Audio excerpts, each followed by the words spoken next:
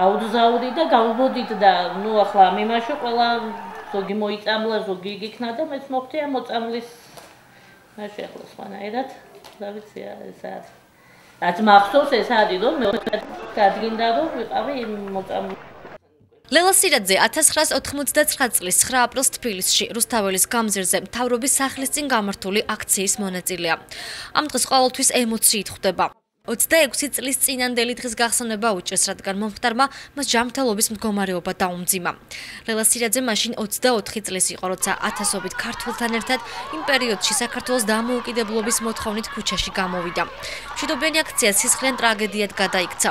საბჭოთა კავშირის სადამსჯელო სამხედრო ნაწილებმა საქართველოს დამოუკიდებლობის მოთხოვნით მიმდინარე მშვიდობიანი აქცია დაარბიეს. დაიღუპა 21 უდანაშაულო ადამიანი, უმეტესობა ქალები, მათ შორის იყო ორსული და სკოლის მოსწავლეები.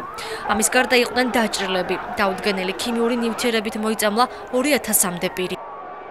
მხოლოდ ერთი ბედნიერების წუთებს განვიცდი იმით, რომ აი იმ დღეს დაიწყო და დამოუკიდებლობა აღიარენ და დამოუკიდებლად ვგრძნობთ თავს, როგორც არის სიტუაცია, თითქმის მაინც არ არის ისე, როგორც გვინდოდა მაშინ დავფიქრობდით, მაგრამ მაინც ბედნიერი მხოლოდ ამით ვარ, მიუხედავად რომ ძალიან დამძიმდა ჩემი ჯანმრთელობის მდგომარეობა იმ დღის შემდეგ და ძალიან ცუდად ვგრძნობ თავს, ძალიან ცუდი გასახსენებელი არის ყველაფერი ეს დღე ჩემთვის.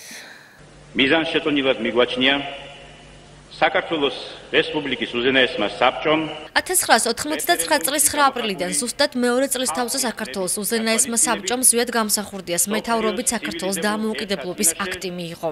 გამოაცხადოს საქართველოს დამოუკიდებელი სახელმწიფოებრიობის აღდგენა. 9 აპრილი დღეს ფოთშიც გაიხსენეს. საზოგადოების წევრებმა, ადგილობრივი მუნიციპალიტეტისა და პოლიტიკური პარტიების წარმომადგენლებმა 9 აპრილის მემორიალი გვირგვინებით შეამკეს. ფოთის საკათედრო ტაძარში გარდაცვლილთა სულების მოსახსენებელი პარაკლისი აღევლინა.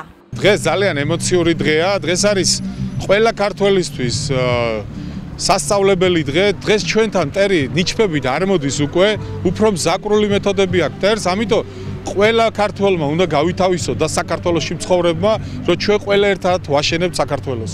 ადამიანები, რომლებიც შეეწირნენ საქართველოს დამოუკიდებლობას, იმსახურებენ მარადიულ მოხსენებას მათი სულებისა საკუთარი შთამომავლობისგან და ჩვენ დღეს ამაყები ვართ, რომ ფოთში მოგვეცა საშუალება აღვნიშნა ეს დღე. ვიგობო პატივი მათთვის, ვისი დამსახურებაც არის ჩვენი დღესა ყოფნა.